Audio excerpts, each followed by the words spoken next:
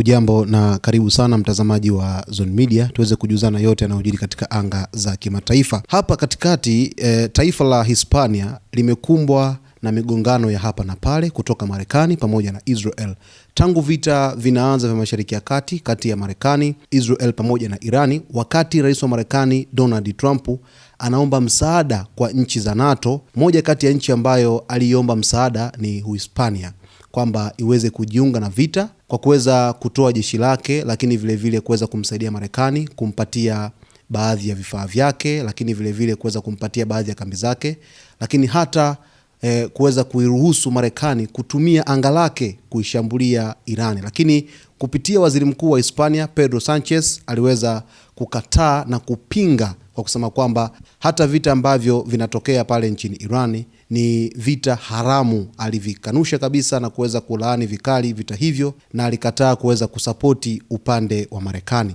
Lakini hata kwa upande wa Israel, kwa jinsi ambavyo Israel imekuwa ikieneza sera zake katika ukanda wa Mashariki ya Kati, Hispania ni taifa ambalo limekuwa likipingana vikali na Israel. Hata juzi tumeshuhudia waziri mkuu wa Israel Benjamin Netanyahu akiwafukuza wawakilishi wa Hispania katika kituo cha Kiryat Arba pale nchini Israel. Sasa Marekani imechukua uamuzi mzito sana, na hiki ambacho kimetokea hapa, hata rais wa Marekani Donald Trump alitishia kwamba hatoshirikiana na Hispania katika namna yoyote ile, hasa kwenye masuala ya kibiashara. Kwa jinsi ambavyo Trump alizungumza, ndivyo ambavyo leo hii imetokea.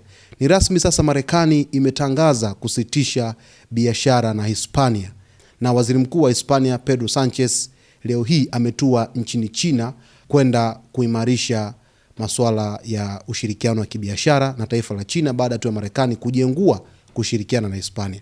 Sasa huu ni mvutano mkubwa sana wa kisiasa na kiuchumi ambao umeibuka kati ya mataifa haya makubwa. Marekani ni mshirika mkubwa sana wa NATO na tayari ameanza kuchukua hatua zake madhubuti kabisa za kuanza kuziadhibu nchi zote ambazo zilikuwa zimekengeuka kwa namna moja ama namna nyingine katika vita ambavyo vilidumu kwa takribani siku 40. Sasa sababu kubwa ambayo inatajwa ya Marekani kuweza kuchukua hatua ni kutokana na Hispania kuonekana kupunguza ushirikiano wake katika masuala ya kijeshi na vita ambavyo vinaendelea katika maeneo mbalimbali. Tukumbuke kwamba waziri mkuu wa Hispania ni waziri ambaye anatoka chama cha mlengo wa kushoto. Mara nyingi vyama vya mlengo wa kushoto ni vile ambavyo vinapingana na vyama ambavyo vina mlengo wa kulia. Mara nyingi mlengo wa kushoto huwa wanatetea haki thabiti, lakini mlengo wa kulia kuna changamoto kidogo ambazo wanapingwa kwa sababu wamekuwa ni watu ambao wanasapoti sana masuala ya uonevu, kutumia mabavu kwa namna moja ama namna nyingine. Mfano, waziri mkuu wa Israel Benjamin Netanyahu yupo katika vyama vya mlengo wa kulia. Sasa huyu Pedro Sanchez amekuwa ni mpenda haki katika nyanja zote, iwe kiuchumi, iwe kisiasa, yani katika namna yote ile amekuwa ni mtu ambaye, au amekuwa ni kiongozi ambaye anapenda haki bin haki iweze kutendeka. Ndio maana Trump anamuona kama ni msaliti mkubwa wa taifa la Hispania. Hata waziri mkuu wa Israel Benjamin Netanyahu anamuona Pedro Sanchez kwamba ni kiongozi ambaye hastahili kabisa kuliongoza taifa la Hispania kwa hivi sasa. Sasa hatua ya Hispania kuanzisha ushirikiano na China, kitakacho kwenda kutokea ni mshtuko mkubwa wa kiuchumi katika kanda nzima ya bara la Ulaya, kwa sababu sekta kama utalii, viwanda na usafirishaji zinaweza kukumbwa na changamoto kubwa iwapo biashara na Marekani itaendelea kusitishwa kwa muda mrefu. Ina maana sasa China atapata fursa ya kwenda kuwekeza Hispania, lakini pia China atapata fursa ya kuweza kuuza bidhaa zake kwenda Hispania, na makampuni mengi kutoka China yatapata fursa nzuri sana ya kwenda kuwekeza katika taifa la Hispania, taifa ambalo limekuwa likikua siku hadi siku kutokana na maendeleo makubwa ya kiuchumi katika bara la Ulaya.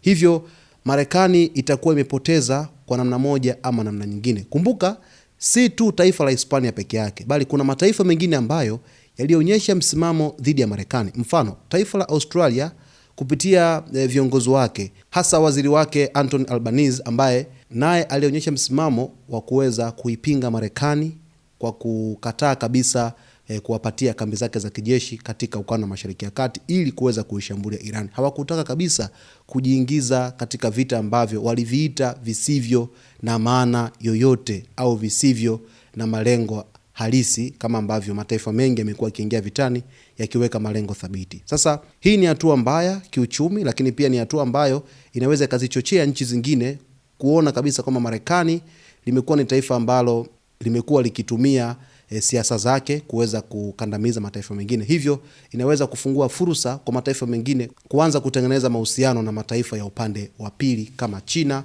Urusi na mataifa mengine. Basi kwa uchache ni hayo mtazamaji, lakini kuna mengi ambayo yanakujia siku ya hii leo. Cha msingi tu ni kuweza kwa karibu na Zone Media wakati wote kwa kusubscribe channel yetu, kulike, kucomment pamoja na kushare.